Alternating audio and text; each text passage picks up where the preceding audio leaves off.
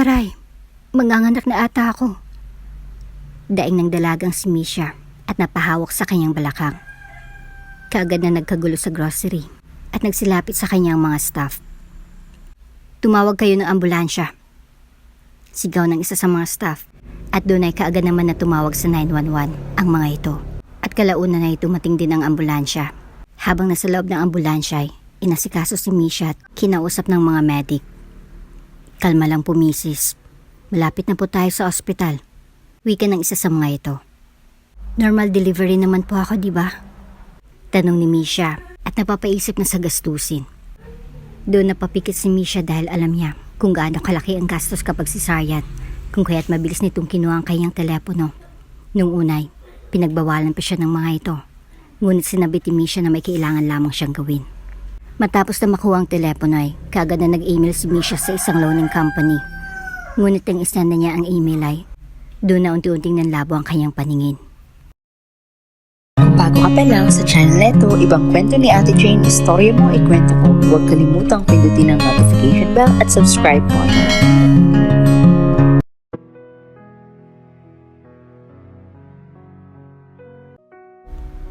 Misha, baby girl, gumising ka na riyan at mag-aagahan na tayo. Wika ng ama ni Misha sa kanya. Napakurap-kurap naman ang batang si Misha at matamis na ngumiti nang makita ang kanyang ama. Dad, good morning. Matamis na bati ng batang si Misha sa kanyang ama at humalik sa pisngin ng lalaki.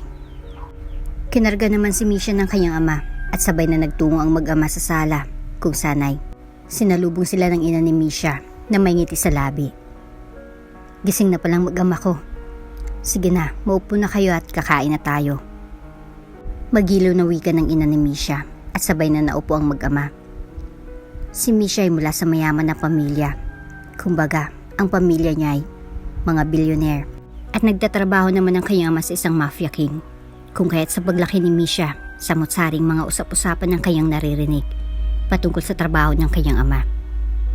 Masaya si Misha sa pamilyang kanyang kinagisnan, ngunit nagbago ang lahat nang bigla na lang naglaho ang nanay ni Misha na parang bula. Dad, si Ma'am po? Tanong ni Misha sa kanyang ama. Nakayuko ito at tila ba malalim ang iniisip. Muli pang tinanong ni Misha ang kanyang ama at sa ikatlong pagtanong niya ay galit na nagtura ng kanyang ama. Bakit mo ba hinahanap ang taong ayaw naman magpahanap? Galit na tura ng ama ni Misha at nakakuyumpo ang kamay nito. Umiiyak na napatakbo sa kanyang silid si Misha at nagugulan sa lahat ng nangyayari. Simula ng araw na iyon ay palagi na lang mag-isa sa kanilang tahanan si Misha at ang dating masayang pamilyang mayroon siya ay naglaho na lamang kasabay ng pagwala ng kanyang ina na wala man lang paalam sa kanila. Sobrang lungkot ang naramdaman ni Misha hanggang sa umidal si Misha ng 15. Isang araw, umuwi ang kanyang ama na may kasamang babae at may anak ito na 2 na halos kaedaran lamang ni Misha. Dad, may bisita po pala tayo. Sino po sila? Nagtatakang tanong ni Misha sa kanyang ama. Ito si Beatrice, asawa ko. At ito ang kanyang mga anak, si Bida at Becca. Ituring mo sila na parang isang pamilya dahil mula ngayon ay dito na sila maninirahan sa mansyon kasama natin. Wika ng ama ni Misha at hindi naman kaagad nakapag-react si Misha dahil hindi niya alam kung ano nga ba ang kanyang mararamdaman, kung masisiyahan nga ba siya o hindi dahil sa maikling panahon ay napalitan agad ng kanyang ama ang ina niya. Bagamat nag-aalinlangan ay matamis na ngumiti si Misha sa mga ito at magiliw na bumati. Ganun po ba? Naku, masaya po ako na makilala kayo, Mami Beatrice, saka Becca at Bida. Ako si Misha, feel at home. Nakangiting wika ni Misha sa mga ito, kahit na para bang sa puso ni Misha ay nais niyang magwala at paalisin ang mga ito. Well, masaya din naman kami na makilala ka. Pahingingan ng tubig pwede? Mataray na litanya ni Bida at napakurap-kurap na lamang si Misha. Sige na Misha, kuhanan mo na ang kapatid mo dahil hindi din naman niya alam dito. Utos ng kanyang ama at sumunod na lamang si Misha. Inisip ni Misha na sa mga oras na iyon ay malaki na ang pagbabagong magaganap sa masyon nila dahil sa pagdating na mag-iinang sila Beatrice. Gayunpaman, naging positibo na lamang sa kanyang buhay si Misha at iniisip na simula sa araw na iyon ay hindi na siya mag-iisa. Nag-asawa ngang muli ang kanyang ama at iyon ang stepmom niya na may anak na 2. Inakala ni Misha na ayos lamang ang ganong bagay ngunit nagkamali si Misha. Simula nang mag-asawa muli ang kanyang amay, naging miserable na ang buhay ni Misha. Dad, bakit naman po nilipat ang mga gamit ko dito sa lumang silid? Saka bakit nandun na sila Becca at Bida? Nagtatakang tanong ni Misha sa kanyang ama. Maring hinawakan ng kanyang ama si Misha at galit ito na tumingin sa bata. Simula ngayon, dito ka na sa silid ng mamo at ang kwarto mo ay para na kay Becca at Bida. Wala kang karapatan na tanungin ako sa mga desisyon na gagawin ko. Tandaan mo, anak lang kita. Galit na tura ng ama ni Misha at padabog nitong sinarang pinto ng kwarto. Napaluhan na lamang si Misha at hindi makapaniwala sa naging reaksyon ng kanyang ama. Inilibot ni Misha ang kanyang paningin sa lumang silid ng kanyang ina at hindi maiwasan ni Misha na muling balikan ang matamis nilang mga alaala sa lumang silid na iyon. Bakit ka ba kasi umalis na hindi mo lang nagsabi? Sana'y sinama mo na lang ako kaysa naghihirap ako ng ganito. Tumatangis na wika ni Misha at napayakap na lamang sa kanyang sarili habang umuukit sa kanyang alaala ang mga naganap sa kahapon. Matapos na iyak lahat ng sakit sa puso ng kanyang dinaramdam, minabuti na lamang ni Misha ng muling buhayin ang silid na iyon. Nilinis ni Misha ang bawat sulok at pinagandang silid. Matapos ng mahigit 2 oras sa wakas ay naging maayos din ang kanyang silid at napangiti na lamang si Misha. Mas gumanda pang silid na iyon kumpara sa dati niyang kwarto. Nang makapagligpit ng kalat ay magpapahinga na sana si Misha nang marinig ang pagtawag sa kanya ng madrasta. Misha, halika nga dito. Sigaw pa na tawag ni Beatrice kay Misha. Kahit pagod na ay kaagad na tumayo si Misha at lumabas sa kanyang bagong silid. Saka agad na lumapit sa madrastang si Beatrice. Bakit po, Mami? Nautal na tanong ni Misha sa babae. Kaagad na tumawa ang 2 anak nito na sila Becca at Bida. Mami daw? Tanga, madam ang itawag mo sa mami namin. Hindi kanya anak, kaya huwag kang mangarap. Saka itawag mo sa amin, Senyoreta. Kuha mo? Sigunda ni Bida at ngumisip pa ito kay Misha. Sige po, Senyorita. Nautal na wika ni Misha at napayuko na lamang. Nako, di ko marinig. Pakilakasan naman. Tura naman ni Becca at inilapit pa nito ang kanyang tenga sa bibig ni Misha. Opo, Senyorita. Wika ni Misha at napayuko na lamang. Yan, magaling masunurin ka pala eh. Natatawang tura ni Bida at nagsalita naman ang ina ng mga ito. Bueno, ipagluto mo kami ng makakain. Inutusan kasi ng ama mo katulong dito sa bahay. Nabanggit naman sa akin ng ama mo na marunong ka ng mga gawaing bahay at sa pagluluto kaya. Sige na, ipagluto mo na kami. Hindi din ako marunong ng mga ganyang bagay. Kung kaya't wala kang ibang choice, kundi ipagluto kami. Sarapan mo bilis. Utos ni Beatrice kay Misha. Sinunod na lamang ni Misha ang utos ng salbahing madrasta upang umiwas na lamang sa gulo. Ayaw din naman ni Misha na makipagtalo pa sa mga ito dahil alam niya na makakarating sa kanyang amang lahat ng kanyang gagawin. At ayaw na ni Misha na mas lalong magalit ang kanyang ama sa kanya. Nagtungo na nga sa kusina si Misha at nagluto ng makakain ang kanyang stepmom at stepsisters. Matagal pa ba iyan? Nagugutom na ako. Tura ni Bida at sumilip pa sa ginagawa ni Misha. Sandali na lang ito. Maluluto na din. Tura ni Misha at napakunot naman ang noo ni Bida. At Becca. Anong sabi mo? Parang di ko narinig na tinawag mong senyorita si Bida. Wika ni Becca at masamang tumingin kay Misha. Pasensya na po, senyorita. Maluluto na din po ito. Wika ni Misha at napangisin naman ang mga ito. Iyan, ganyan dapat. Boss mo kami at katulong ka namin kaya dapat lang nasundin mong lahat ng nais namin na ipagawa sa'yo. Maliwanag ba? Wika ng magkapatid at napatango na lamang si Misha At hindi na lamang kumibo upang hindi nang humaba pang usapan. Naging ganun palagi sa kanyang madrasta at kanyang stepsisters. Palagi siyang inuutusan at inaalipin ng mga kanyang stepsisters at ng kanyang madrasta. Ngunit sa halip na magreklamo at dumaingay, lahat ng pag-aalipusta ay tiniis ni Misha dahil mahal niya ang kanyang ama. Ayaw ni Misha na dagdagan pa ang tila bagalit sa kanya ng kanyang ama.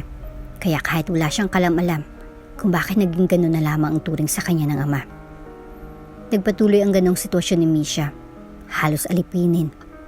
At kung ituring ay katulong si Misha, madalas pa napakainin nito ng kanyang madrasta ng mga tirang pagkain at kahit nasa harap ng kanyang amay, hindi siya nirerespeto ng mga ito. Sobrang sakit nun para kay Misha, hanggang sa magdalaga ng si Misha ay mas lalong tumindi ang kanyang paghihirap at masakit pa doon ay tila ba walang pakialam sa kanyang ama. Isang araw, sobrang saya ni Misha sa araw na iyon ng maaga pa lang ay nagluto ng dalaga ng agahan at iba pang pagkain. Aba, inabot ka ata ng kasipagan. Anong meron? At napakaraming pagkain. Saka bakit may mga dekorasyon ng paligid? Nagtatakang tanong ni Beatrice kay Misha. Kaarawan ko po kasi alam ko naman na hindi kayo papayag na magdiwang ako kaya sa pamamagitan nitong paglilinis at pagluluto para sa inyo, inisip ko na magdiwang ako. Wika ni Misha at pumalatak naman ang dalawa niyang stepsisters. Magaling. Kitain mo yun? Pareho pa tayo ng kaarawan. Kaso mukhang nakalimutan ni Dadang birthday mo.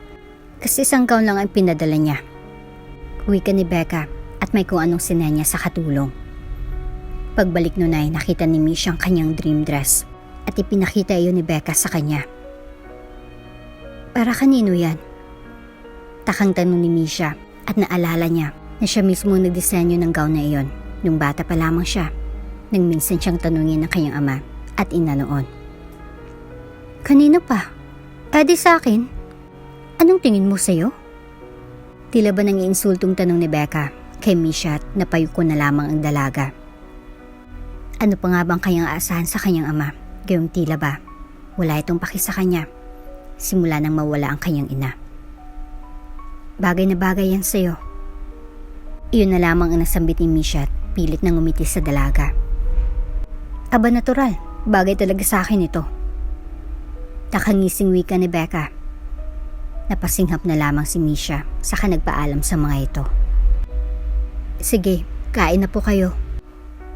Dito muna ako sa hardin at madami pa akong gagawin. Wika ni Misha. Sige, mabuti naman. At alam mo na ang iyong mga gagawin. Nakangising wika ni Beatrice at nag-umpisa na itong mag-agahan. Umalis na lamang si Misha sa harapan ng mga ito upang hindi makita ng mga ito ang lungkot sa kanyang mga mata. Pagdating sa hardin doon na tuluyang bumagsak ang luwas sa mga mata ni Misha at sobrang sakit ng kanyang nararamdaman sa kanyang puso. Pakiramdam niya ay wala na siyang puwang sa pamilya at wala na siyang halaga sa kanyang ama. Ang unfair naman ng mundo. Anak naman niya ako ha. Bakit gano'n na lang si Dad? Ang sakit-sakit. Bakit ba kasi umalis ka, Ma'am? Nasaan ka na ba? Babalikan mo pa ba ako? Umiyak na litanya ni Misha at napatingin na lamang sa langit. Pakiramdam niya ay wala siyang masasandalan sa mga oras na iyon. Sumabi pa sa kanyang paghinagpis ang panahon dahil bigla na lamang bumagsak ang malakas na ulan. Kaagad na pumasok si Misha na basang-basa. May sumpa ka ba? Lintik. Hindi na matutuloy ang party ko dahil sa pesteng ulan na iyan. Bunga de Becca. Suot-suot na nito ang gown. Bakit mo sa akin tinatanong? Wala namang may alam na ulan na. Sagot ni Misha at kaagad naman na lumapit sa kanya si Becca at sinampalang dalaga. Sino nagsabi sa'yo na sagutin ako? Aber? Di ba senyorita ang itatawag mo sa akin? At tandaan mo, katulong ka lang dito in short, alipin. Galit na tura ni Becca. At tila ba, lahat ng inis nito sa panahon ay kay Misha niya ibinuntong. Hindi na lamang sumagot pa si Misha. Anong nangyayari dito? Tanong ng ama ni Misha, nakakarating lamang. Wala Dad. Pinapatingnan ko lang kay Misha kung bagay ba sa akin itong gown. Di ba Misha? Wika ni Becca at Nilakihan pa nito ang mata sa dalagang si Misha. Wala din namang choice si Misha, kundi ang sumang-ayon sa stepsister niyang si Becca. Dahil kahit sabihin niya man ang totoong nangyari ay, hindi din naman siya kakampihan ng kanyang ama. Opo, Dad. Tinitingnan ko lang po kung bagay kay Becca ang gown. At bagay na bagay naman po sa kanya. Pagsisinungaling ni Misha at kagad nang ngumiti ang ama ni Misha. Bagay na bagay sa iyo, Becca. Iyang gown na iyan ay, si Misha ang nagdisenyo niyan nung maliit pa lamang siya. Wala naman kaso kung si Becca ang nagsuot, hindi ba Misha? Nagandahan kasi si Becca kaya iyan ang napili niya. Pagtapos naman ni Becca ay, sa'yo mapupunta ang gown na iyan bilang regalo ko. Wika ng ama ni Misha at matahimik na lamang ang dalaga sa tinura ng kanyang ama. Ang sakin, Dad, anong regalo mo? Pabebeng tanong naman ni Becca at kaagad din na lumapit si Bida. Siyempre kahit di ko kaarawan, alam kong may regalo iyang si Dad sa akin. Nakangiting tura ni Bida. Siyempre meron akong regalo para sa inyo. Heto, tig-isa kayo. Ikaw, Misha, ito ang sayo. Happy birthday pala sayo. Wika ng ama ni Misha. Hindi alam ng dalaga ang kanyang mararamdaman dahil binati siya ng kanyang ama kahit hindi siya nito pinaghandaan. Salamat po, Dad. Nakangiting wika ni Misha at yayakapin sana ang kanyang ama, ngunit lumayo ito. Magbihis ka na at baka magkasakit ka pa. Wika nito at napatango naman si Misha ng malalang basang-basa pala siya dahil sa ulan kanina. Kagad na nagtungo sa kanyang silid si Misha at nagbihis. Matapos magbihis ay binuksan ni Misha ang maliit na kahon na ibinigay sa kanya ng kanyang ama. Tumambad kay Misha ang isang perlas na kwintas at kumikinang-kinang iyon. Kagad na sinuot iyon ni Misha at napangiti ito dahil sa ganda ng kwintas. Simple lamang iyon ngunit napakaganda. Tuwang-tuwa ka na dyan. Gawa sa perlas lang naman, buti pa itong amin. Mamahalin at elegante. Wika ni Bida na tila ng aasar kay Misha. Ngumiti naman ang matamis ang dalaga. Wala namang kaso kung mahal o mura. Simple man o elegante ang mahalaga, bigay ni Dad. Wika ni Misha at tila nainis naman ang mga ito sa sinambit ng dalaga. Mayabang ka na. Ayos lang, naghanda naman si Dad ng party for us. At sabi niya pala, huwag ka daw lalabas dito sa kwarto mo. Wika ni Becca at lumabas ng magkapatid sa kanila kang silid ni Misha. Sinubukan pa ni Misha na buksan ng pintuan ngunit nakapadlock iyon. Kaya walang nagawa si Misha, kundi manatili sa kanyang silid. Ayos lang. Mas mabuting nandito lang ako sa loob ng kwarto kaysa naman nasa labas ako at nakikita silang masaya. Tura ni Misha sa kanyang sarili at napabuntong hininga na lamang. Nilibang na lamang ni Misha ang kanyang sarili sa isang bagay at ilang sandali pa ay bigla na lamang may nagbukas ng silid ni Misha. Miss Misha, pinapahatid po ni Senyor. Kumain ka na daw po. Wika ng katulong at binigay ang pagkain kay Misha. Mapait na napangiti si Misha sa kanagturan. Salamat po, Manang. Huwag mo na po ilakang pinto dahil hindi naman ako lalabas. Wika ni Misha na siyang sinunod naman ng katulong. Huwag ka pong lalabas ha, kasi malalagot po ako kapag lumabas ka. Wika ng katulong at tumango naman si Misha. Umalis ng katulong at inumpisa na ni Misha ang pagkain at naluhan na lamang ito. Nakakamiss yung dati. Lumuluhang wika ni Misha habang ninunguya ang kanyang pagkain. Naalala ni Misha ang alaala nila ng kanyang ina. Sa silid niya yun kasama ang kanyang ama. Mapait na napangiti si Misha at pinahad ang luha sa kanyang mga mata. Dahil sa mga alaalang iyon ay kailanman hindi na mangyayari pa dahil may bago ng pamilya ang kanyang ama samantalang ang kanyang inay naglaho na tila ba mistulang bula. Palaisipan pa din kay Misha ang biglang pagkawala ng kanyang ina. Matapos ang gabing iyon ay umalis muli ang ama ni Misha at sila na lamang muli sa mansyon gaya ng dati. Balik sa normal ang lahat. Kung ituring siya ng mga ito ay isang katulong. Nasanay naman si Misha sa ganong turing sa kanya ng madrasta at stepsisters. Hanggang isang araw, umuwi ang ama ni Misha bitbit ang isang balita. Nasaan si Misha? Tanong ng ama ng dalaga. Nagkatinginan ng mga ito nang hanapin ng lalaki ang dalagang si Misha. Bakit mo hinahanap ang anak mo? Kunot noong tanong ni Beatrice at hindi nito sukat akalain na hahanapin ng lalaking anak nitong si Misha. Anong bakit? Natural, anak ko iyon. Kaya normal lang nahanapin ko si Misha. Nasaan ba siya? At kailangan kong makausap ang anak ko. Wika ng lalaki at nagkatinginan lamang ang mga ito. Maya-maya'y dumating ang pawisan na si Misha. Oh, ayun na palang hinahanap mo. Misha, kanina ka pa hanap ng dad mo. Wika ni Beatrice at maging si Misha ay nagtaka sa sinambit ng kanyang madrasta dahil nasanay si Misha na para lamang siyang hangin sa ama. Bakit po, Dad? Nagtatakang tanong ni Misha sa kanyang ama. Maligo ka muna at puntahan mo ako dito sa sala mamaya. Pausan ka at ang dungis mo, ano bang ginagawa mo? Tura ng ama ni Misha. Nilinis ko lang po yung grahe at nagtanim po ako ng binhi. Wika ni Misha at tumango na lamang ang kanyang ama bilang tugon sa kanyang paliwanag. Nagtataka man ay mabilis na inayos ni Misha ang kanyang sarili. At matapos ay nagtungo ito sa sala gaya ng sinambit ng kanyang ama. At naabutan ni Misha ang mga ito na tila ba naghihintay sa kanya. Mupo ka dito, Misha. Napakahalaga ng sasabihin ko sa'yo, kaya makinig kang mabuti. Gagawin mo ito sa ayaw at sa gusto mo.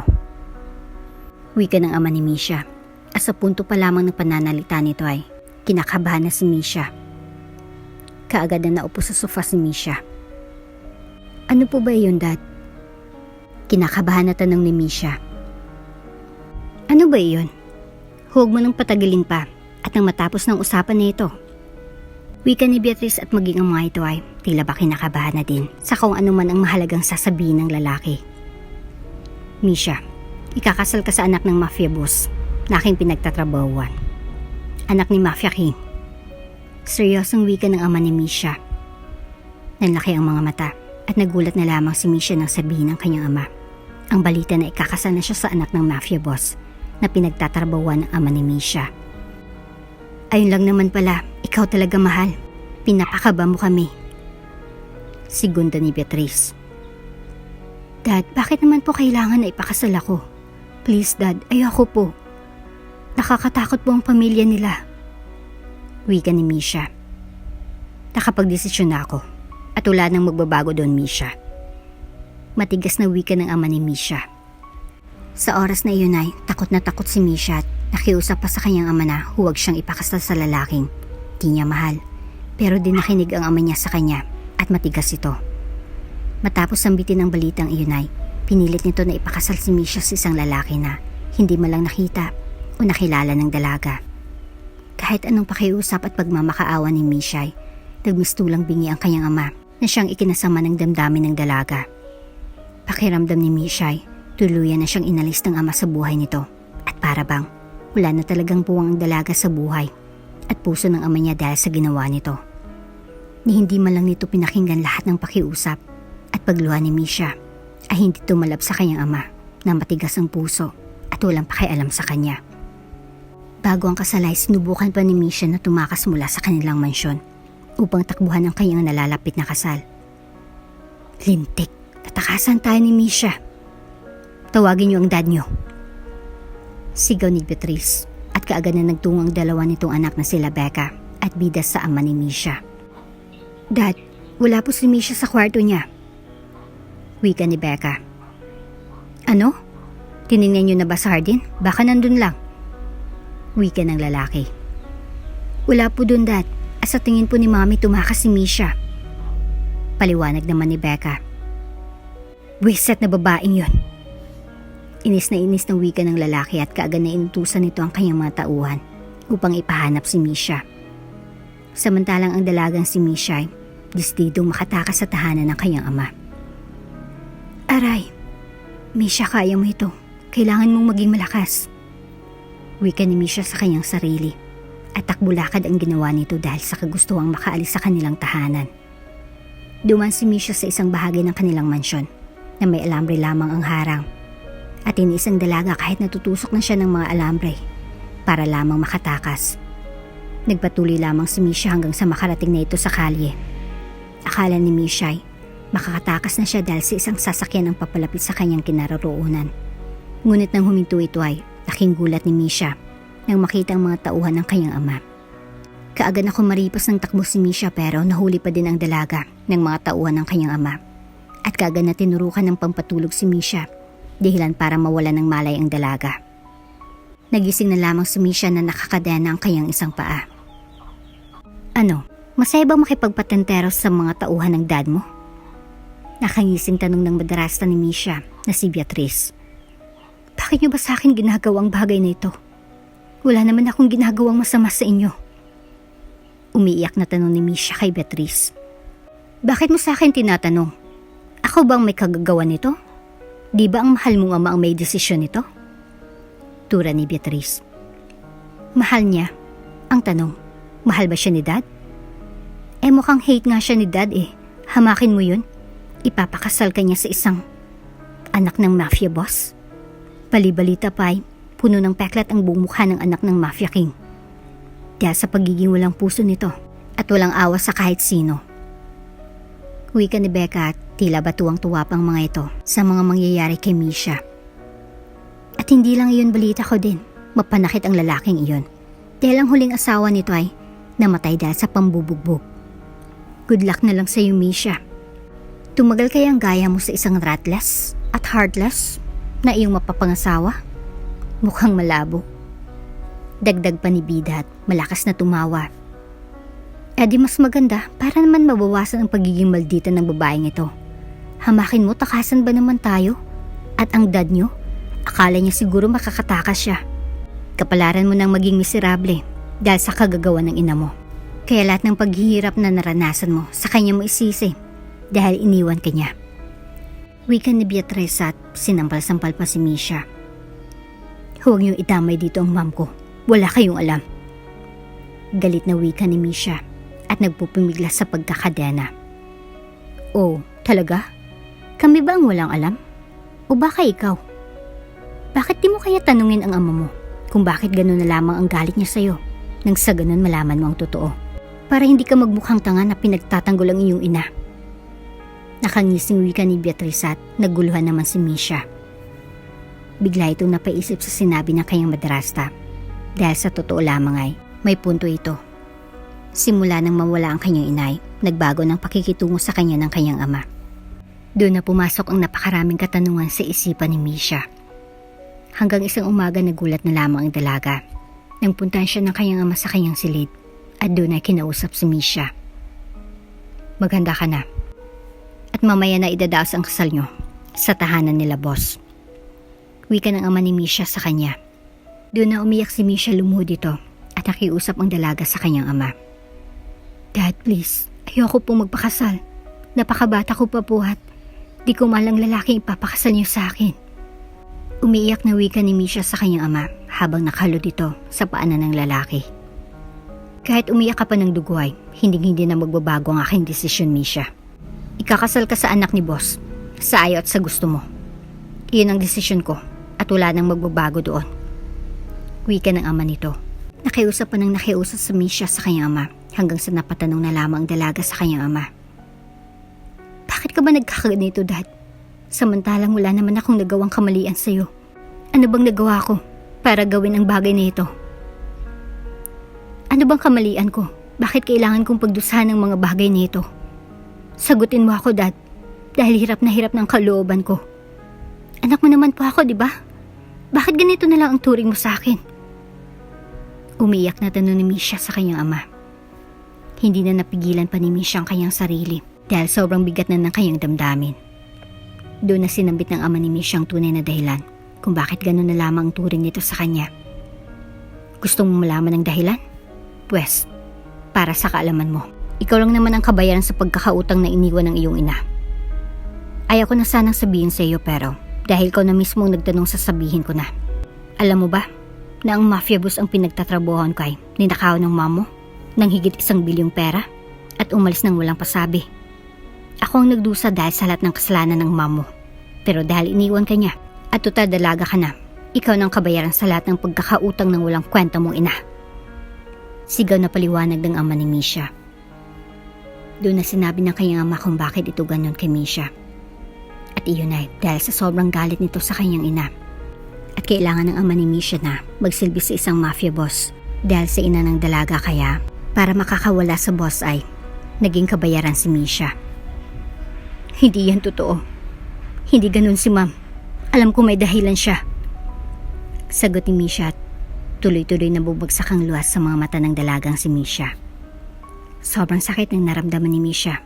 Pakiramdam niya ay wala siyang kwenta sa mundong ibabaw dahil sa ginawa ng kanyang ama. E di yan ang paniwalaan mo kung yan ang gusto mo. Malalaman mo din naman ang katotohanan kapag naikasal ka na sa anak ng boss ko. Ihanda mo ng sarili mo dahil panigurado masasaktan ka ng anak ni boss dahil dyan sa katigasan ng iyong ulo. Wika ng ama ni Misha at tinanggal na nito ang kadena sa paa at kamay ni Misha.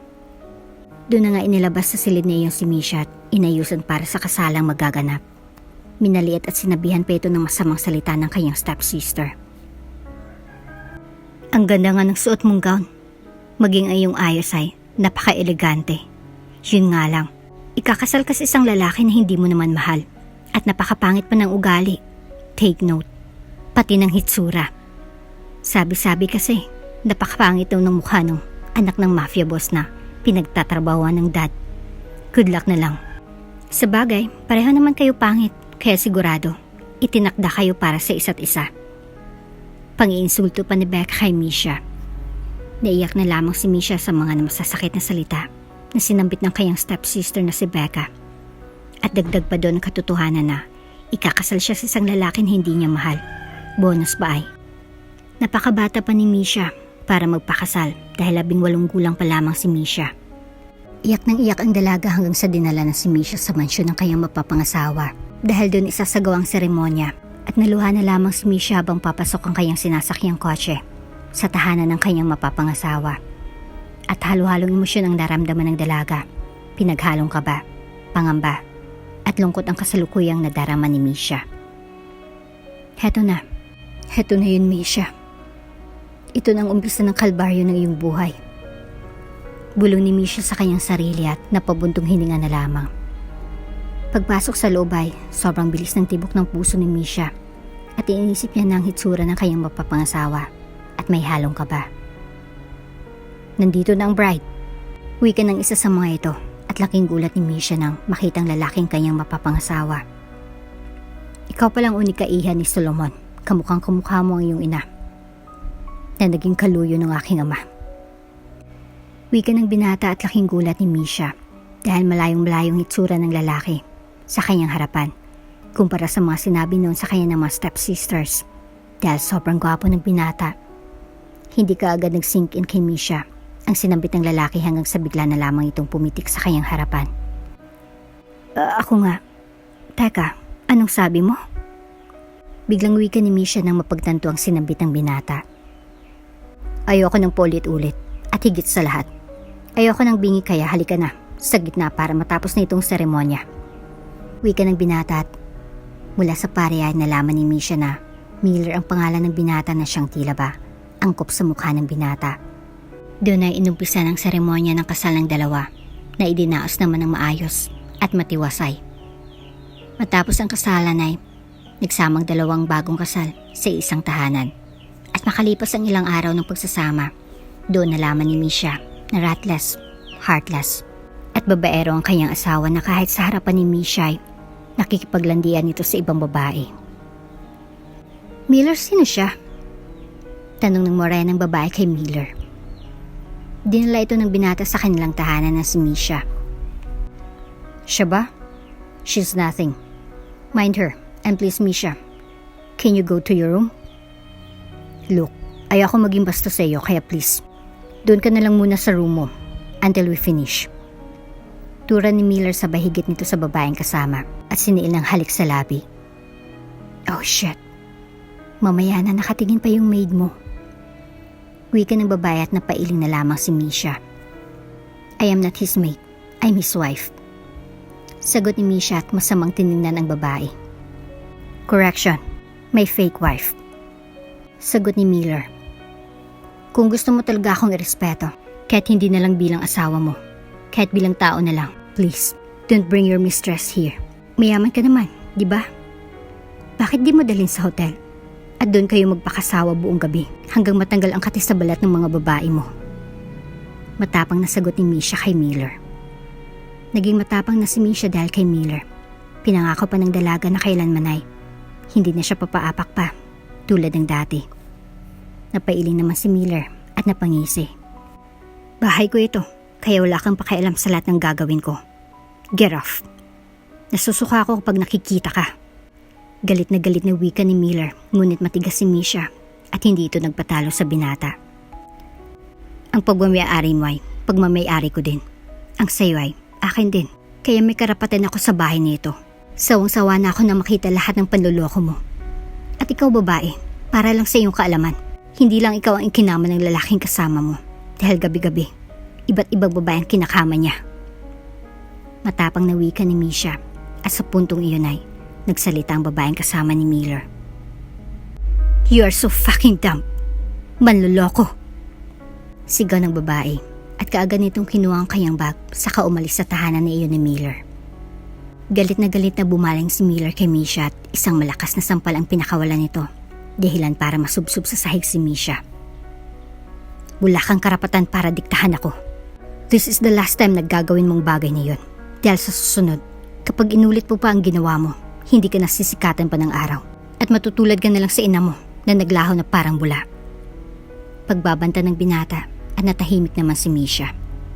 Napaisip ito sa sinabit ni Miller. Ilang beses pa nangyari ang bagay na yon at hindi nagpatinag si Misha. Kahit nakinasahan pa siya ni Miller ng baril, ay hindi natakot si Misha dahil matigas ito at walang kinatatakutan. Lahat ng iyon ay tinis ni Misha dahil nais ng dalaga na alamin kung ano bang tunay na nangyari sa kanyang ina. Ngunit ni isang impormasyon ay walang nakuha ang dalaga. Hanggang sa isang gabi ay may nangyari sa kanilang dalawa ni Miller. Miller, ano ba? Nasasaktan ako. Pagpupumiglas ni Misha. Di ba ito ang gusto mo? Pwes, ibibigay ko sa'yo. Tura ni Miller at sa pilitang pinunit ang saplot ng dalaga.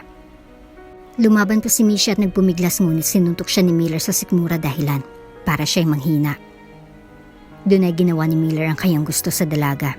Pinagsawaan nito si Misha at magdamag na ginamit kahit na umiiyak at nagmamakaawa ng dalaga sa kanya na itigil ang pag-angkit sa pagkababae ni Misha. Please Miller, tama na. Masakit. Umiiyak na pakiusap ni Misha kay Miller. Hindi pa ako tapos. Aangkinin kita hanggat gusto ko. Pagsasawaan kita hanggang sa mapagod ako. Sasarap din naman iyan mamaya. Pero pasensya na. Mabilis ako magsawa sa isang butas. Kaya makakaramdam ka ulit ng sakit. Nakangising wika ni Miller at hinugot ang kanyang pagkalalaki sa pagkababae ni Misha. Sa pilitang ipinasok ang kanyang alaga sa butas ng puwet ng dalaga. Masakit. Sigaw ni Misha at napaluhan na lamang ito sa sobrang sakit na kanyang nararamdaman. Ito ang gusto ko. Masikip. Sige lang, mas nag-i-enjoy ako. Wika ni Miller at mas binilisan pa nito ang paglabas-pasok kay Misha. Matapos ang ilang oras na paglabas-masok nito sa bukana ni Misha, hinugot iyon ng binata. Saka pinarap si Misha saka pinasok ito sa bunganga ng dalaga. Tanging pag-iyak lamang ang nagawa ni Misha dahil nanghina pa din ito sa pagsuntok sa kanya ni Miller. Hanggang sa nagsawa ng binata at dahil sa sakit at pagod na nadaramay, nakatulog na lamang si Misha habang tuloy-tuloy na bumubuhos ang luha sa kanyang mga mata. Samantalang si Miller naman ay pagod na pagod sa pagpakasasa sa dalaga at nakatulog din ito. Kinabukasan, pagising ni Misha ay wala na si Miller sa tabi niya. Sobrang sakit pa din ang katawan ni Misha dahil sa ginawa ng binata. Hirap na hirap ito tumayo sa higaan hanggang nakita niyang divorcement paper na nakalagay sa tabi ng kama. Doon nakita ni Misha nakipag-divorce sa kanyang binata. Hindi alam ni Misha kung matutuwa ba siya sa kanyang nakitang divorcement dahil sa wakas ay malaya na siya. O matatakot dahil wala siyang ibang pupuntahan na kamag-anak. Matapos ang mahabang pag-iisip ay desidido na si Misha na maging malaya at doon na nga umalis ang dalaga ng walang pasabi at iniwan lamang nito ang divorcement paper na may pirma niya. Kahit na tila ba walang ibang pupuntahan, iniisip na lamang ni Misha na makakaya niyang malagpasan ang anumang kanyang pagdaraanan dahil sa lahat ng pagsubok na kanyang kinaharap. Matapos na umalis ang mansyon ni Miller ay humarap si Misha sa bagong hamon ng kanyang buhay. Ate, pwede po bang makahingi ng tubig?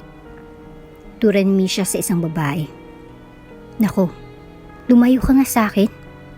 Sigaw ng babae at kaagad na umalis sa harapan ni Misha. Napaupo na lamang si Misha at hindi ito makapaniwala sa ginawa ng babae sa kanya.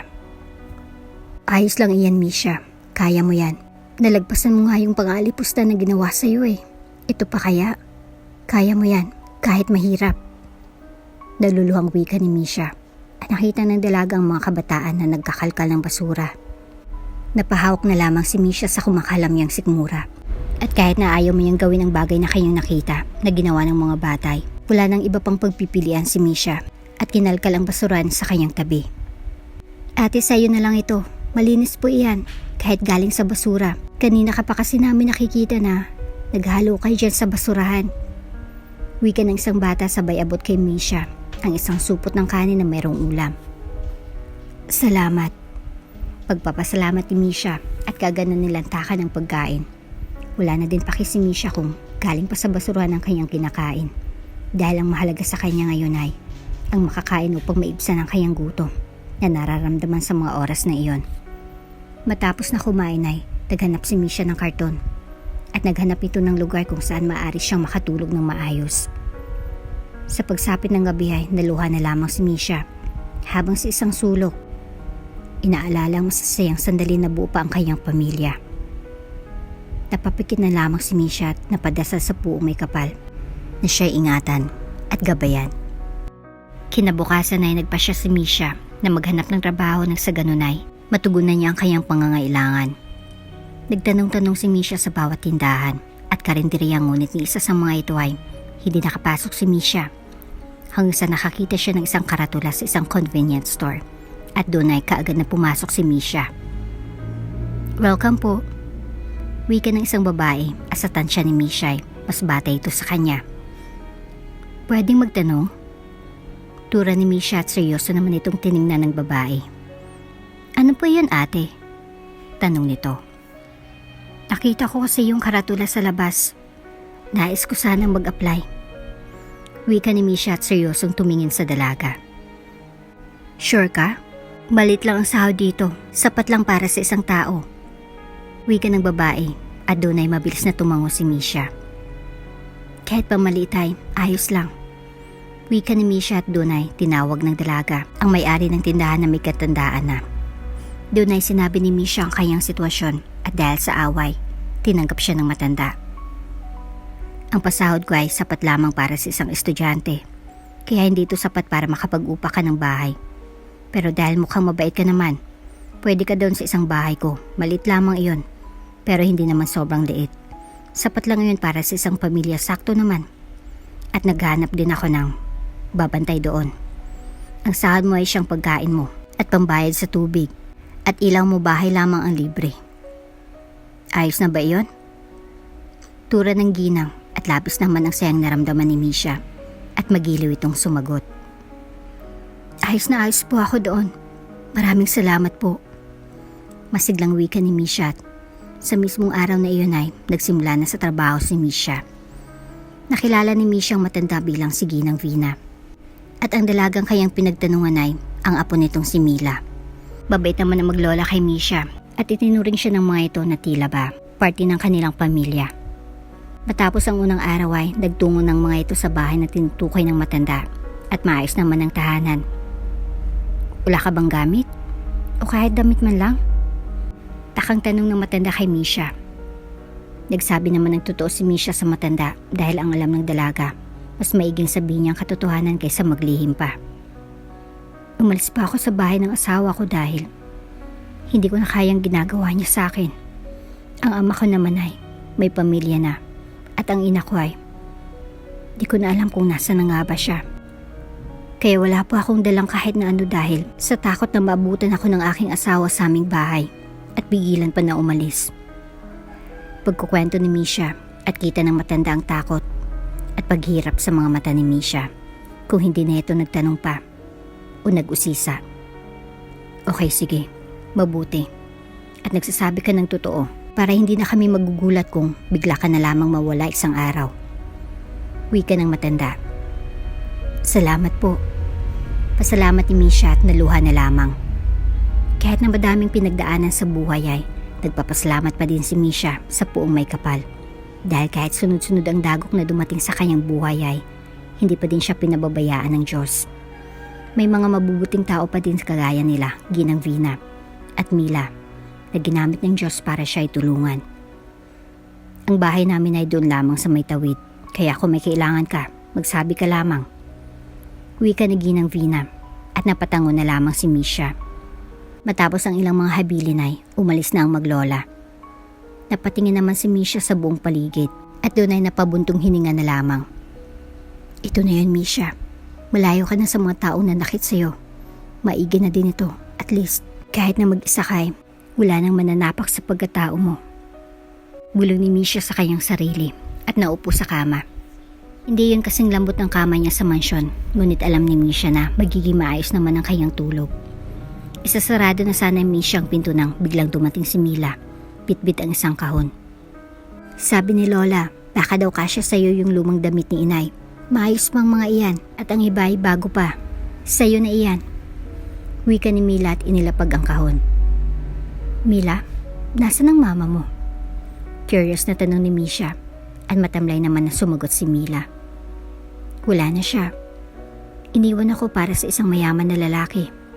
Kasamang dalawang kong kapatid. Nawala kasing sama ang ugali. Ayoko na lang pag-usapan dahil para sa akin patay na sila.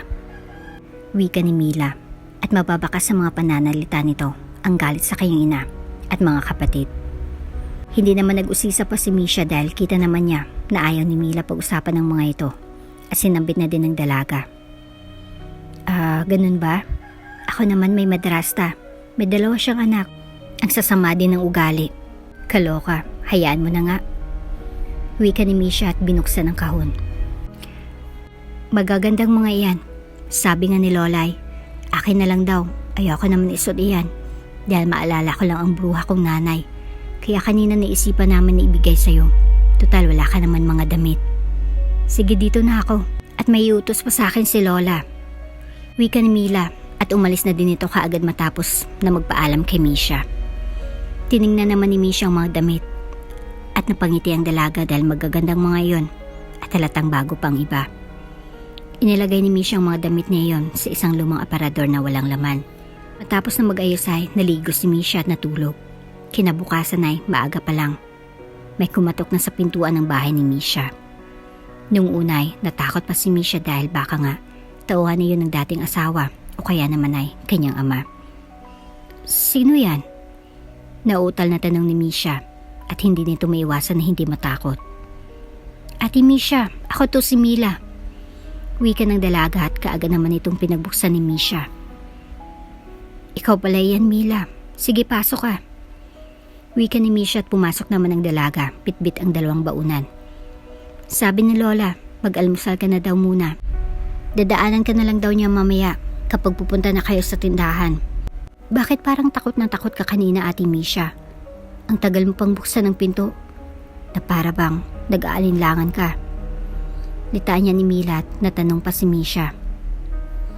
Sigurado ko lang na kakilala ko, mahirap na kasi. Madami ng masasamang loob sa panahon ngayon.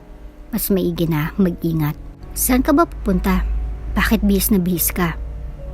Paliwanag ni Misha at nagtanong sa dalagang si Mila kung saan ito tutungo dahil nakaayos ito.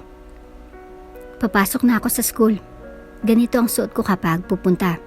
At pagdating sa eskwelahan ay doon lang ako magpapalit ng uniforme para naman di ako mangamoy pawis.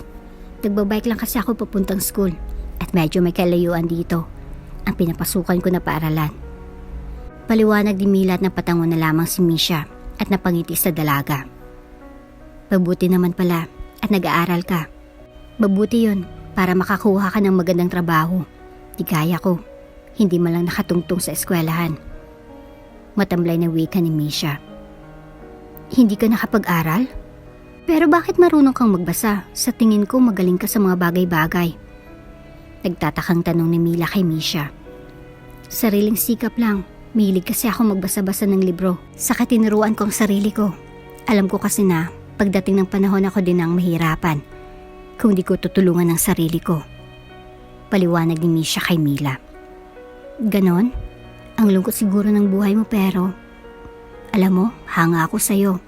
Dahil base sa mga kwento mo, masasalamin na madami kang pinagdaanan. Pero tingnan mo, nakatayo ka pa din sa kabila ng lahat. Siguro kung ako nasa kalagayan mo, malamang tinakasan ko ng lahat ng bait. Wika ni Mila at ngumiti kay Misha. Naku, hindi naman. Saka di rin naman ako pinababayaan ng Diyos. Alam ko na lahat ng ito ay may dulo. Lahat ng pinagdaanan ko ay may hangganan. At lahat ng umpisa ay may katapusan. Basta manatili ka lang matatag at kumapit sa puong may kapal, tiyak lahat ng problema may malalagpasan. Maniwala at manalig ka lang sa Diyos. Nakangiting wika ni Misha. Tama ka. Sige, dito na ako, Ate Misha. Baka muli pa ako sa klase. Wika ni Mila at kaagad na umalis. Kumaway naman si Misha bilang paalam sa dalagang si Mila. Saka kumain ng dala-dala nito na para sa kanya. Matapos mag-agahan ay naglinis si Misha ng kanyang munting tahanan. Saka ito naligo at nag-asikaso para sa pagpasok. Ilang oras lamang lumipas ay dumating na din si Ginang Vina at sabay na nagtungo ang dalawa sa tindahan ng matanda. Naging maayos naman ang pagtatrabaho ni Misha, bagamat nung unay naninibago pa ito, ngunit kalaunan ay nasanay din si Misha sa tulong ni Ginang Vina. Sa paglipas ng mga araw ay hindi na malaya ni Misha na unti-unti na siyang nasasanay sa simpleng pamumuhay at masaya ito kasamang maglola na sina Ginang Vina at Mila. Wala namang naging balita pa si Misha sa kanyang dating asawa at kanyang ama. Inisip na lamang ni Misha na mas maganda ang ganong bagay kaysa ginugulo siya ng mga ito. Sa paglipas ng ilang buwan ay naging maayos ang pamumuhay ni Misha hanggang sa isang araw, nagimbal na lamang si Misha sa kanyang nalaman. Misha, buntis ka ba? Biglang tanong ni Ginang Vina kay Misha.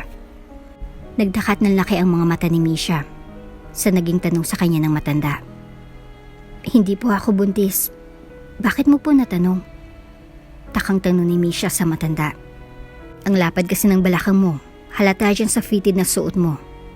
Wika ng matanda at napatitig pa kay Misha. Oo nga, Ate Misha, sa kanong nitong mga nakaraan pa naisuka ka. Saka madalas kang mahilo, di ba? Nagkaroon ka na ba ng menstruation? Tura ni Mila, tinanong si Misha. Natahimik naman ang dalaga at ilang buwan din siyang hindi dinadatnan. Buhat nang umalis siya sa tahanan ng kanyang dating asawa at matapos nung gabing angkinin siya nito. May pregnancy test tayong tinda, di ba? Pakuha nga muna ako ng 1 Mila. Kinakabahan na tura ni Misha at kaagad na kumilos ang dalaga. Pag abot ni Mila ang pregnancy test ay kaagad na nagtungo sa banyo si Misha. Pustahan tayong buntis siyang si Misha, halata sa balakang niya. At isa pa, pansin ko din ang unti-unting paglaki ng kanyang tiyan. Wika ni Ginang Vina. Samantalang sa banyo naman ay titig na titig si Misha sa pregnancy test. At nagdarasal ito na sanay negative ang maging resulta. Dahan-dahan na lumabas ang unang pulang guhit hanggang sa nanlaki ang mga mata ni Misha. Nang lumabas pang isang guhit. Positive. Diyos ko, bakit po? Naluluhang bulong ni Misha at napahilamos na lamang siya sa kanyang mukha. Paglabas ay matamlay na humarap sa maglola si Misha. Ano ate, buntis ka? Kaagad na tanong ni Mila at seryoso itong nakatingin kay Misha at hinihintay ang kasagutan ng dalaga. Doon na bumuhos ang luha sa mga mata ni Misha at ipinakita ang resulta ng isinagawang pregnancy test. Buntis ako. Paano na ito? Paano ko palalaki ng anak ko na walang ama? Umiiyak na tanong ni Misha at napaupo na lamang dahil sa kanyang nadarama. Iba't ibang mga katanungan ang bumalot sa isipan ni Misha. Doon ay naramdaman na lamang ni Misha ang pagyakap sa kanya ng maglola. Huwag kang matakot, Misha. May magandang plano sa iyo ang Diyos kaya nangyari ang mga bagay na ito. Bukas na bukas din ay sasamahan kita sa health center. Saka sa pampublikong ospital nang sa ganun ay malaman natin kung ilang buwan na bang ang batang dinadala mo dyan sa iyong sinapupunan. Biyaya iyan, Misha, kaya dapat na ipagpasalamat mo iyan sa Diyos. Wika ni Ginang Vina at nakaramdam naman ng kaginhawaan si Misha. Napaisip tuloy ang dalaga dahil ang ibang tao gaya ni Ginang Vina ay mabuti sa kanya. Bakit ang sariling amay ganun na lamang sa kanya? Kahit ng patagal na panahon nang hindi nakikita ni Misha ang kanyang amay, hindi pa din ito nawawala sa isipan ng dalaga, lalo na ang paghihirap na kanyang dinanas dahil sa kanyang ama na kahit pinaglipasan na ng panahon ay nanatili pa din sa isipan ng dalaga. Laking pasalamat ni Misha dahil sa poder ni Ginang Vina siya pinadpad ng tadhana. Niisip na lamang ni Misha kung paano lamang kung hindi niya nakilalang maglola. Malamang ay sakali sila pupulutin ngayon ng kanyang magiging anak. Gayunpaman, mabuti pa din ang Diyos dahil hindi nito pinabayaan si Misha na maghirap pang muli, gaya ng mga paghirap na pinagdaanan nito sa kamay ng kanyang sariling ama at asawa.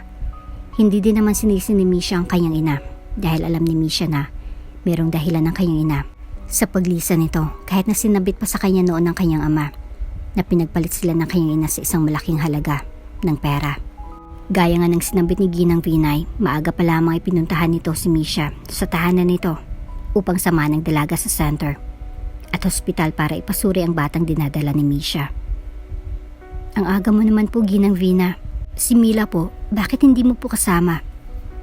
Takang tanong ni Misha. Si Mila ang pumila sa ospital para sa slot mo dahil kailangan po unahan sa pila. Nang sa ganun habang nasa center tayo ay may numero na tayo sa ospital. Paliwanag ni Ginang Vina.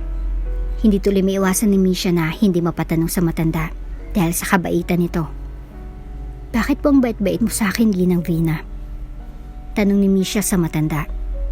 Bagamat nagulat ito sa naging tanong ni Misha ay kaagad naman na sumagot si Ginang Vina.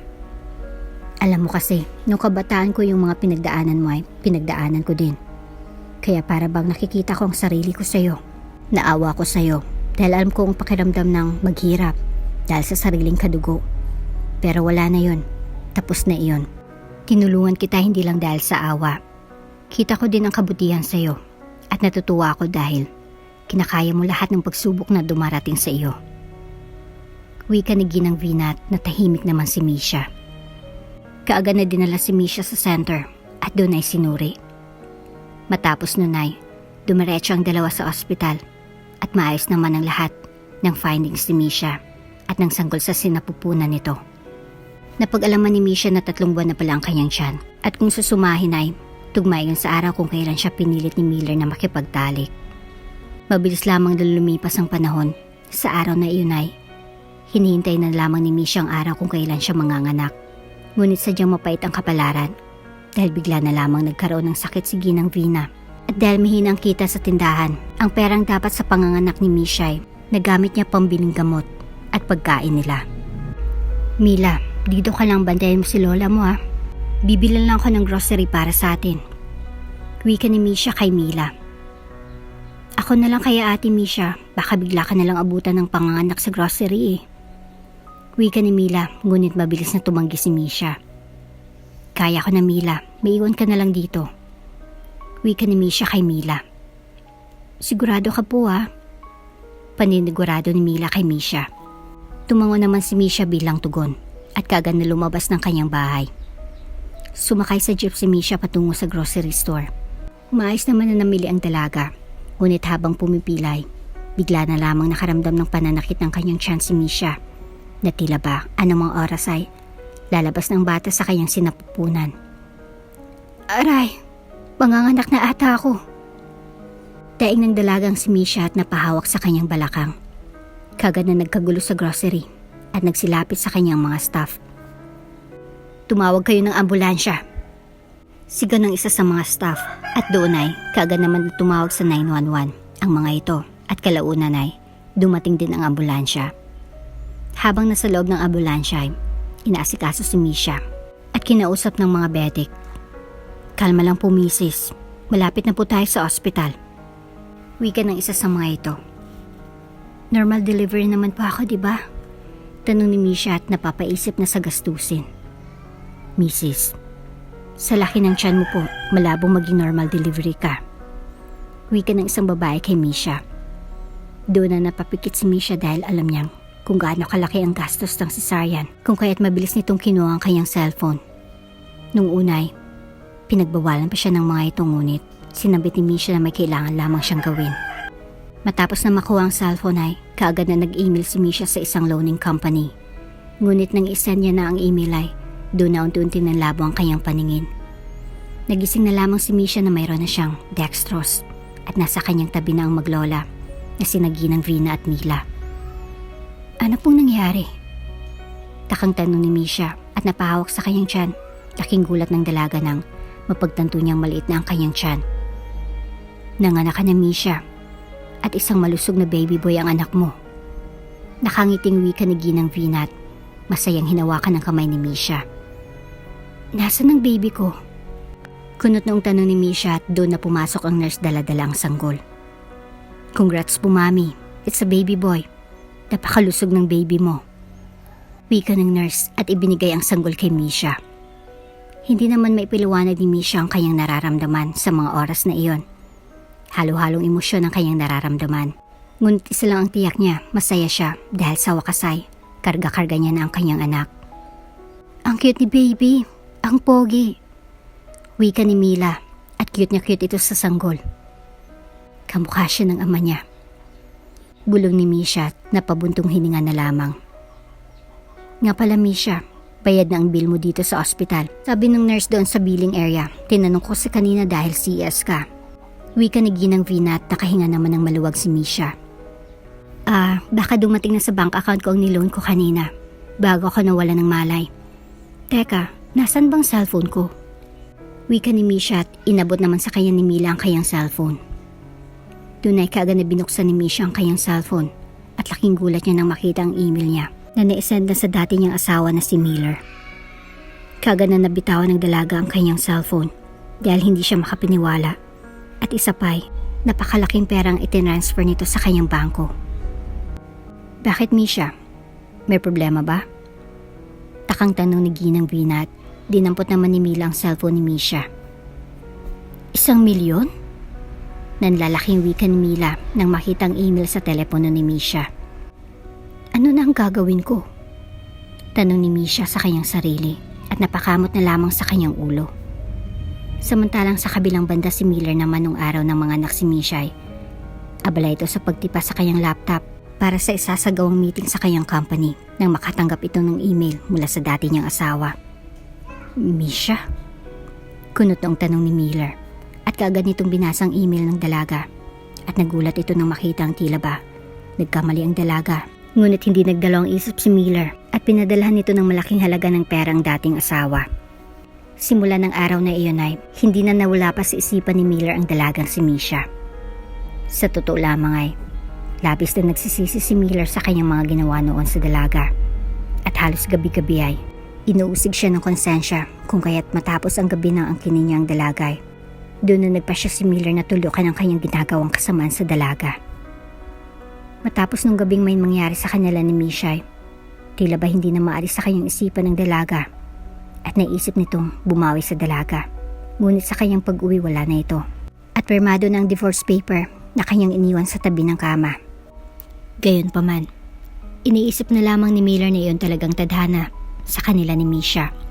Ngunit sa mahabang panahon ngayon, nakatanggap muli ng email si Miller mula sa dalaga. Tila ba nandubalik ang pagdanais ni Miller na bumawi at humingi ng tawad sa dalaga dahil nung umalis ito, doon lamang napagtanto ni Miller na mahal niya na ang dalaga. Matapos na may padala ang malaking pera sa bangko ng dating asaway, doon na naisipan ni Miller na ipahanap ang dating asawang si Misha.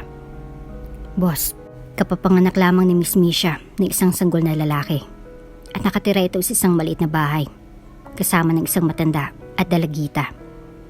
Pagbabalita ng tauhan ni Miller sa kanya, doon napaisip si Miller at inakala na meron ng kinakasamang dating asawa kung kaya't siya na mismo nagpunta sa lugar nila Misha ng palihim.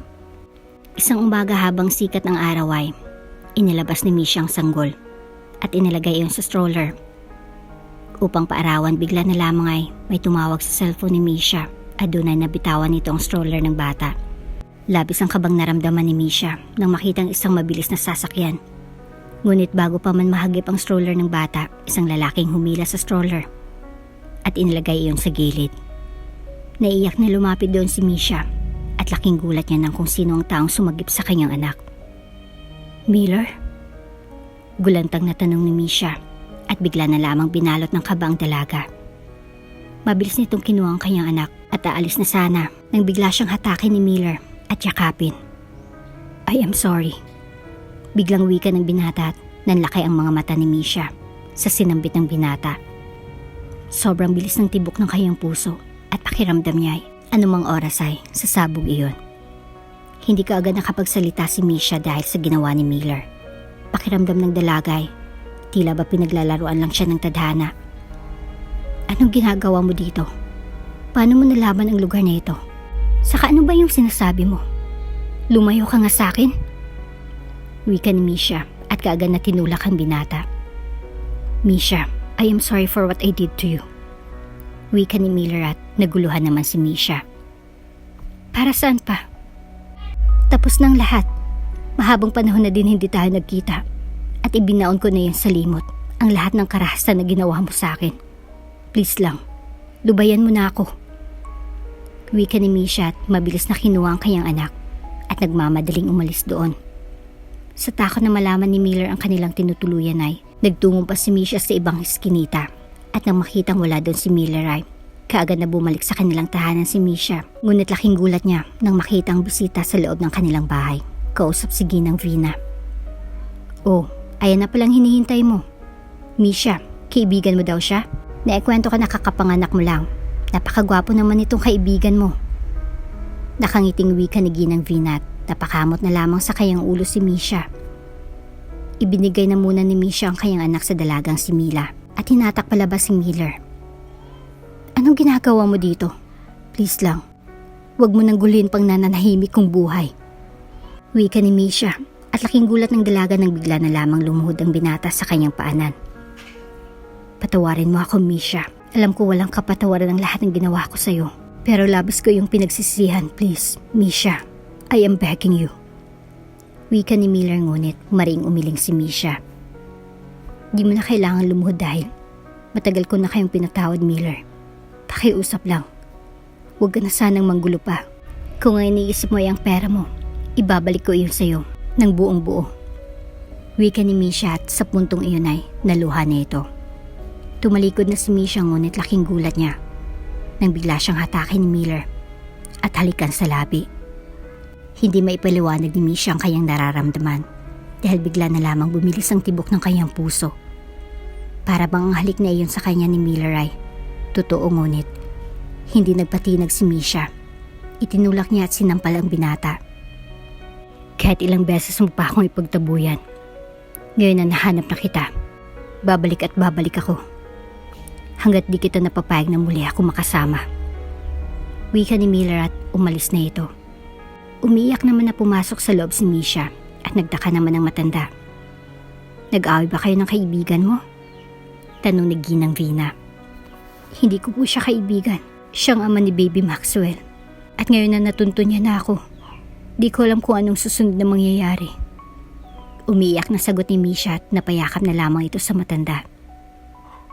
Ano ba daw ang nais niya? Tanong ni Ginang Vina. Gusto niya na bumalik ako sa kanya. Pero ayoko na. Natatakot ako. Wika ni Misha at patuloy ito sa pagtangis. Pagbigyan mo siya. Subukan mo kung nagbago na nga ba siya. Malay natin. Nagbago na siya, lalo na't matagal na panahon na din ang lumipas. Malay mo, madami nang nagbago, di ba? Wika ni Ginang Vina at napatango na lamang ang dalaga. Hindi alam ni Misha kung ano bang dapat niyang gawin dahil magkaibang binibigkas ng kanyang puso at isip. Ang kanyang isipan ay tila ba nagdadalawang isip pa samantalang ang kanyang puso ay sinasabing pagbigyan niya ang binata alang-alang sa kanilang anak.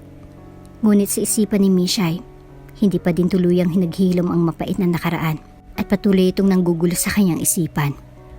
Gayunpaman kahit na tila ba may pag-aalinlangan ay sinunod ni Misha ang bugso ng kanyang puso at ang payo sa kanya ni Ginang Vina.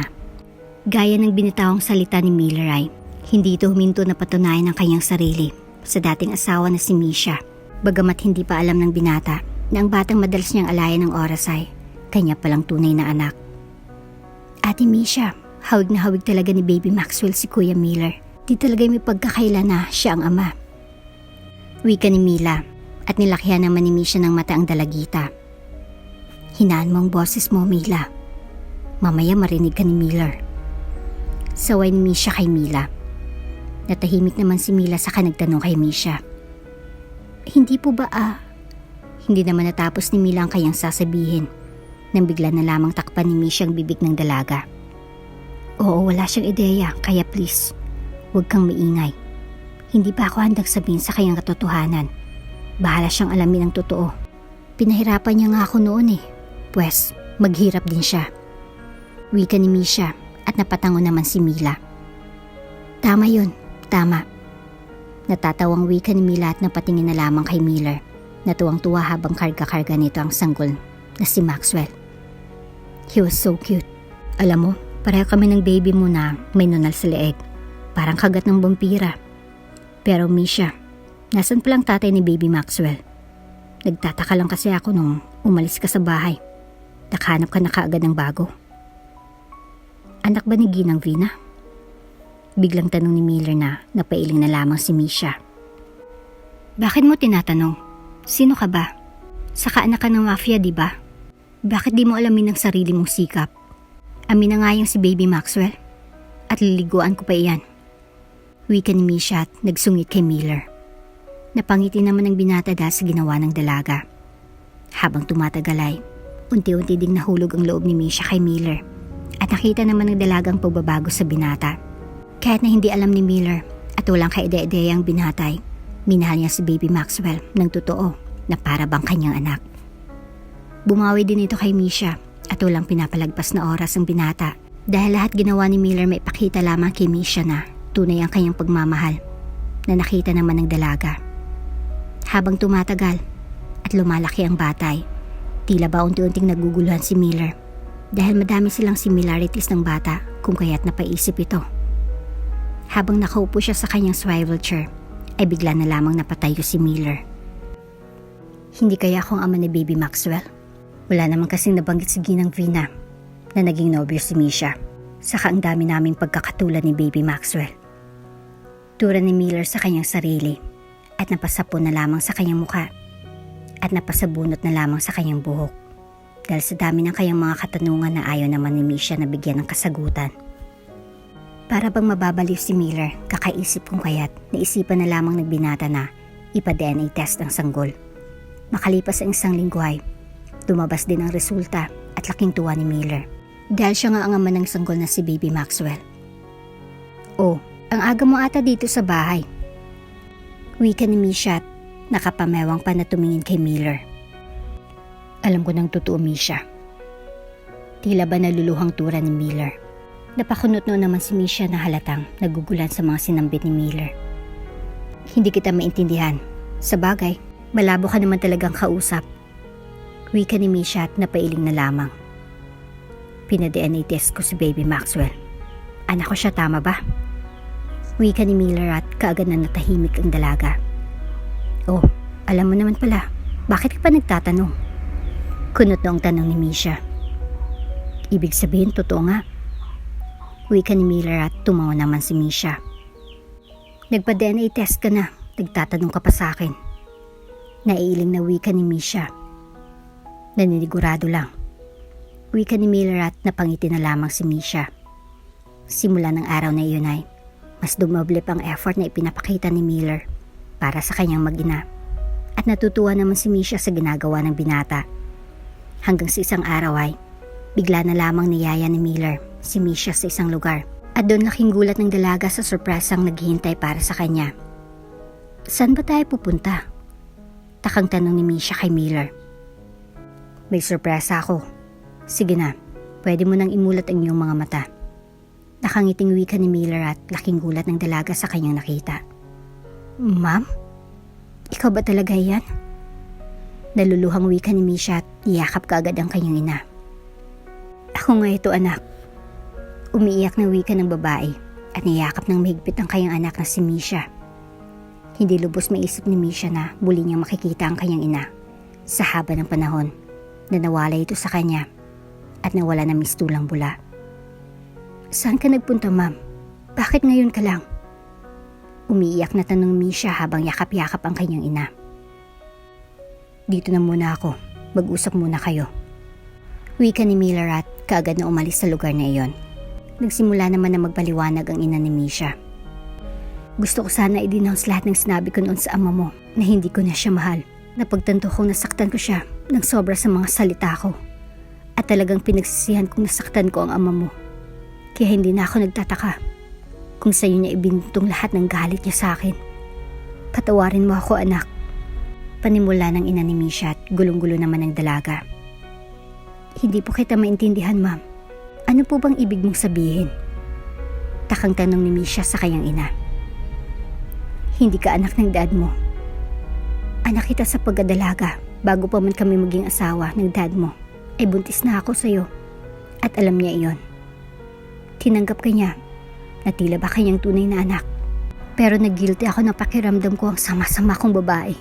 Lalo na nung malaman ko na hindi na ako maaring magsilang pa ng sanggol dahil nagkaroon ng diferensya ang aking matris at kinakailangan na maoperahan niyon. Pakiramdam ko, wala akong karapatan para mahalin ng ama mo. Kaya nagsinungaling ako at tinulungan ako ng ama ni Miller na gawin ang bagay na iyon. Paliwanag ng ina ni Misha at doon ay unti-unting naliwanagan si Misha. Doon naisip ni Misha kung bakit gano'n na lamang ang turing sa kanya ng kanyang amang kinagisnan at bakit na lamang gano'n ang galit nito sa kanya. Yun, alam ko na kung bakit gano'n sa akin si Dad. Dahil hindi niya ako anak. Pero sana sa pag-alis mo sinama mo ako. Bakit ngayon ka lang bumalik? Bakit di mo ako agad binalikan? Umiiyak na tanong ni Misha sa kanyang ina. Napayo ko na lamang ang ina ng dalaga, saka sumagot. Namatay ang ina ni Miller nang dahil sa akin. Kung kaya't nakulong ako sa mahabang panahon. Pero hindi ko pinatay ang ina ni Miller. Ako ang napagbintangan kaya't pinagbayaran kong isang kasalanan na hindi naman ako ang may kasalanan. Si Beatrice ang may kasalanan sa lahat. Pag-amin ng ina ni Misha at nanlaki ang mga mata ng dalaga sa sinambit ng kanyang ina. Beatrice? Kunutong tanong ni Misha. Oo, siya nga. Ang babaeng ambisyosa. Mahabang kwento at hindi ko na ipapaliwanag pa.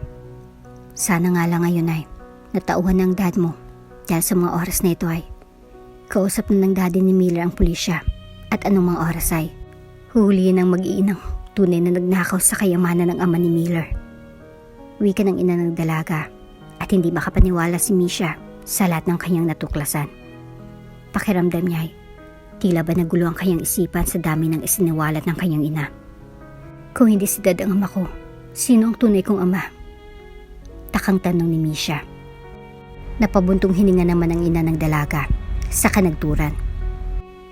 Nabalitaan ko mula kay Miller na nanunuluyan kakasama ni Namila at Nanay Vina. Tanong nito sa halip na sagutin ang katanungan ni Misha. Napakunot noon naman si Misha sa naging tanong ng kanyang ina. Kilala mo po sila Mila at Ginang Vina? Takang tanong ni Misha. Saka ko na ipapaliwanag ang patungkol sa iyong tunay na ama. At iba pang detalye ang mahalaga ngayon ay pakapunta tayo sa dad mo upang masabihan natin siya. Wika ng ina nito at napatango na lamang si Misha.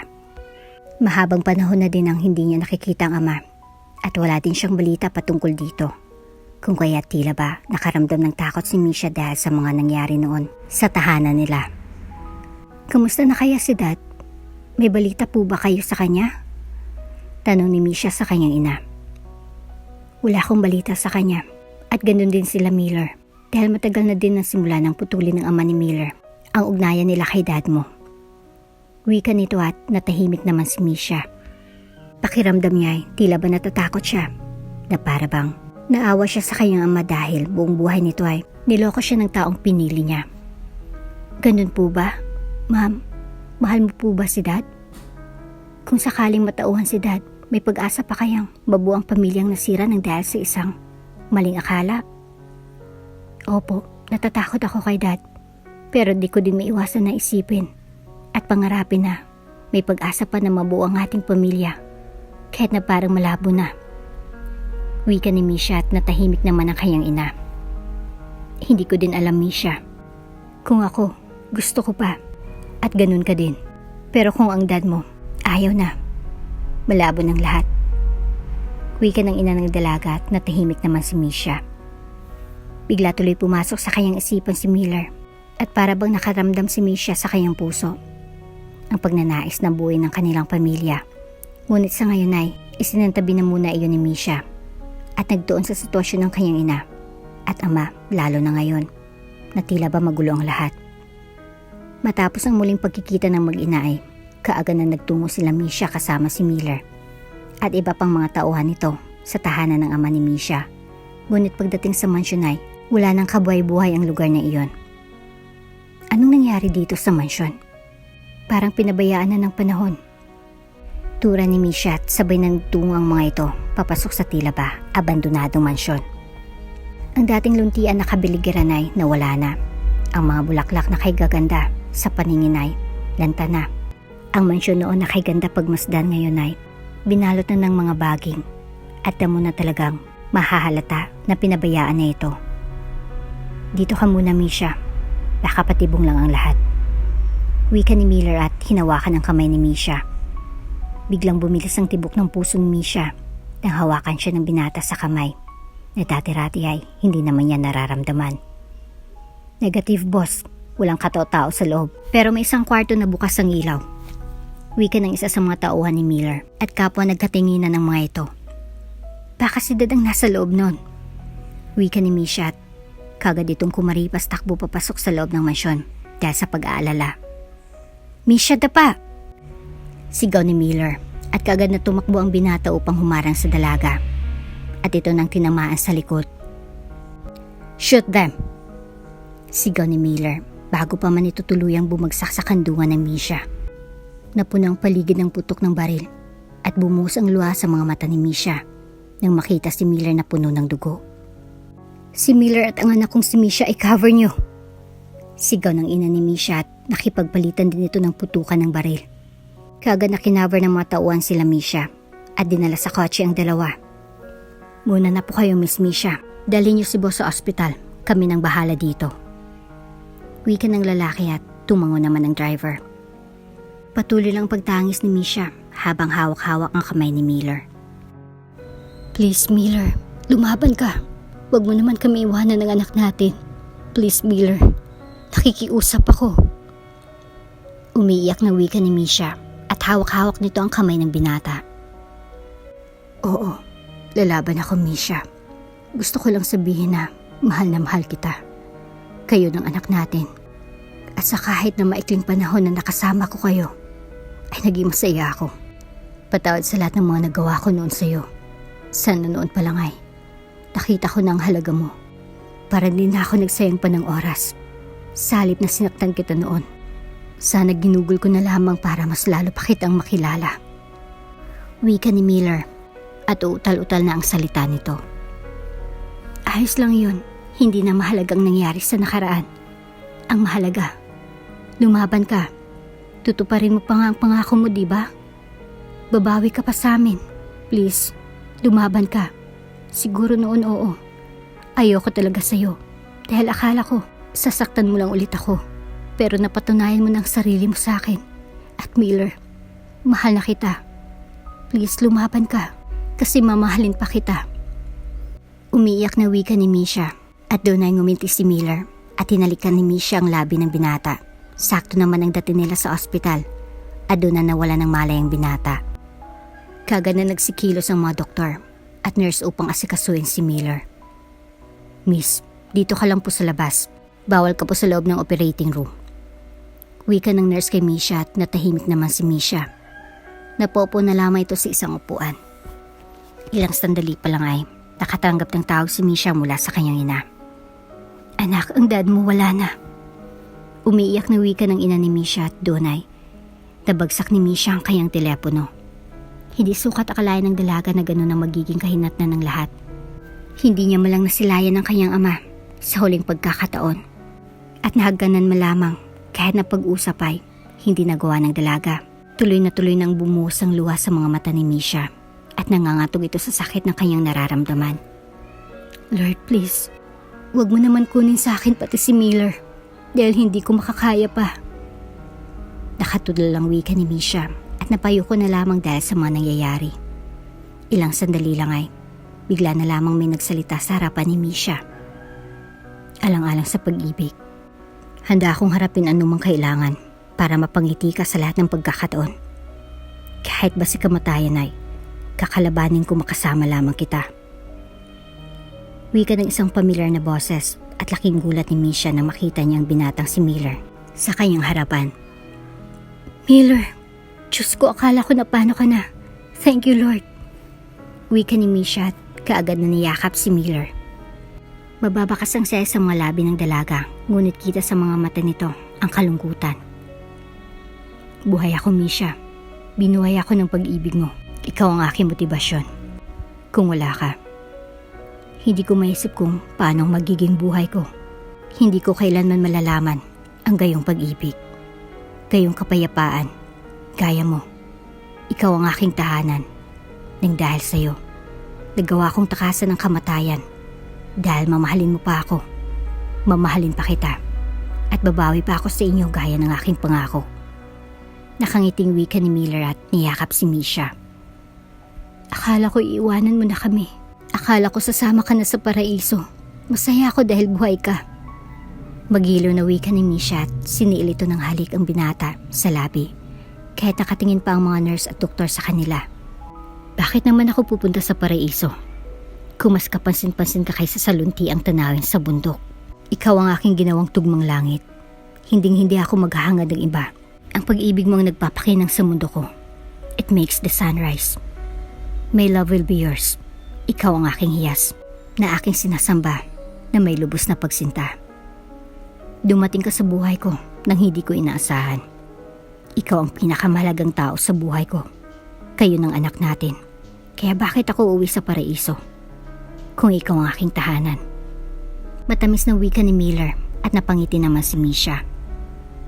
Di ba tinamaan ka ng bala ng baril? Bakit parang ang bilis naman? Takang tanong ni Misha. Doon na sumingit ang doktor. Mabuti naman po at natanong mo. Akala ko magbabalagtasan na lang tayo dyan eh. Hindi naman malalim ang tama ng baril sa pasyente, kaya hindi naging mahirap ang operasyon.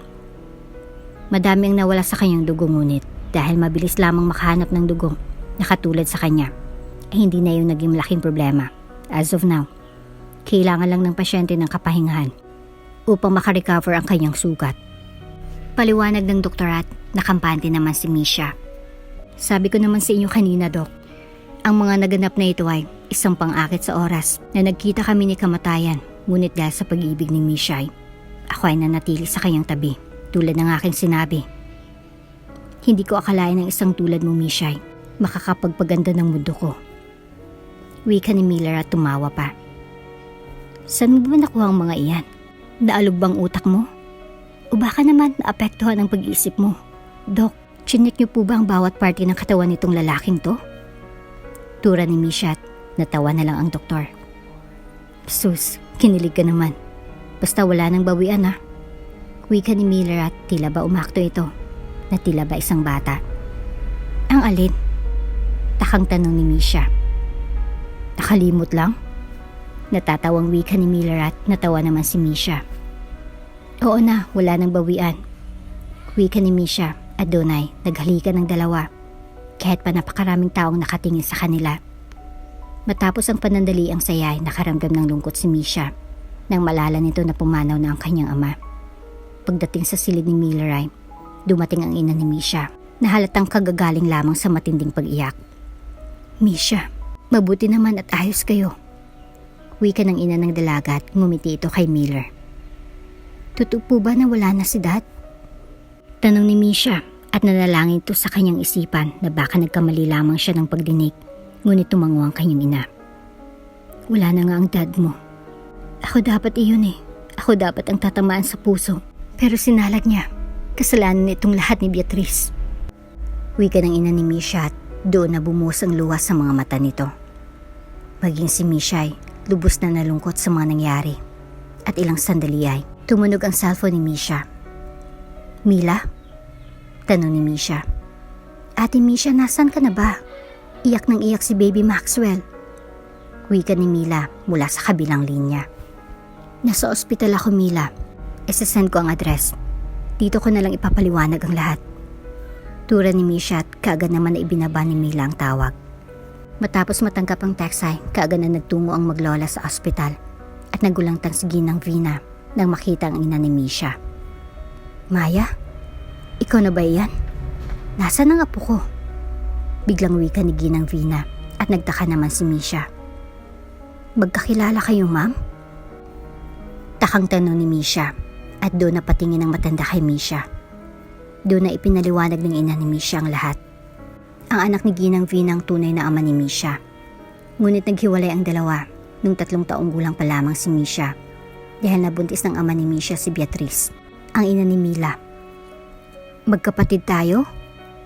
Tura ni Mila at kapwa nagulantang ang mga ito. Doon na naliwanagan sila Misha. Ang ina at kapatid na tinutukoy noon ni Milay, walang iba kundi si Beatrice, ang madrasta ni Misha na siyang dahilan kung kaya't namayapan ang ama-amahan ni Misha. Nasaan ang papa natin? Takang tanong ni Misha. Wala nang anak ko. Ayoko na lamang pag-usapan pa. Sagot ni Ginang Vina. Nung araw na iyon ay naging malinaw ang lahat sa kanila. Nakulong naman si Beatrice at maging ang mga anak nito na sina Becca at Bida. Makalipas ang ilang buwan ay ikinasal si Misha at si Miller. I find your eyes mesmerizing and significant. Para ako nasa langit kapag nasa tabi kita. Ang iyong magandang ngiti ay hindi nagkukulang sa pagtunaw sa aking puso. Sa tingin ko, dapat may nagbabala na sa akin. Mula sa pag-ibig ng husto sa iyo, isinulat ko ang iyong pangalan sa langit. Ngunit tinatanga ito ng hangin. Isinulat ko ang iyong pangalan sa aking puso at ito ay mabubuhay magpakailanman. Matamis na wika ni Miller habang yakap-yakap si Misha. Nasa resort ang pamilya dahil bagong kasalamang si Miller at Misha. Doon nila napagpasya na idaos ang kanilang honeymoon. Ikaw ay natatangi. Ang iyong pag-ibig ay napakaganda. Hindi ko alam. Ang puso ko gustong alamin. Ang pag-ibig. Hanggang sa matagpuan kita. Ang pag-ibig na ito ay maganda dahil sumikat man ang araw. Ang aking pag-ibig ay mananatili sa iyo magpakailanman. Ikaw ang sikat ng araw na nagpapalabo sa lahat ng dilim sa aking buhay. Kung wala ka, hindi ako nakatayo kaya kailangan kita sa buhay ko. Bawi naman ni Misha at hinalikan sa pisngi ang binata. Bakit sa pisngi? Dapat sa labi. Pilyong wika ni Miller sa kabinuhat ang dalaga at siniil ng halik. Habang buhat-buhat ay pumasok ang dalawa sa kwarto sa kanilang tinutuluyan. Salamat Miller dahil minahal mo ako at pinahalagahan kahit na hindi naging magandang ating umpisa. Nakangiting wika ni Misha. Hinalikan ni Miller sa noon si Misha saka nagsalita. Mamahalin kita hanggang sa wala akong dahilan. Ang pag-ibig mo ang aking pinakamalaking kayamanan. Ang pagmamahal ko sa iyo ay ang pinakamagandang bagay na nagawa ko sa aking buhay. Napupuno ako ng malaking kagalakan sa tuwing sumasagi sa aking isipan ang pag-iisip tungkol sa iyo. Ako ang lubos na nagpapasalamat sa pangalawang chance na ibinigay mo sa akin. Wika ni Miller at doon na siniil ang halik ang dalaga. Sa gabing iyon ay may nangyari sa dalawa. Naging masayang pamilya kahit na tila ba ang dami ng kanilang pinagdaanan. Sa huli, ibinigay pa din sa kanila ng Diyos ang kapayapaan at kasiyahan. At dito na nga po nagtatapos ang ating kwento. Hanggang sa muli. Ano ang inyong natutunan sa ating kwento? Magbigay ng komento sa ibaba. Maraming salamat po. Bago ka pa lang sa channel neto, ibang kwento ni Ate Jane, istorya mo, ikwento ko. Huwag kalimutang pindutin ang notification bell at subscribe button.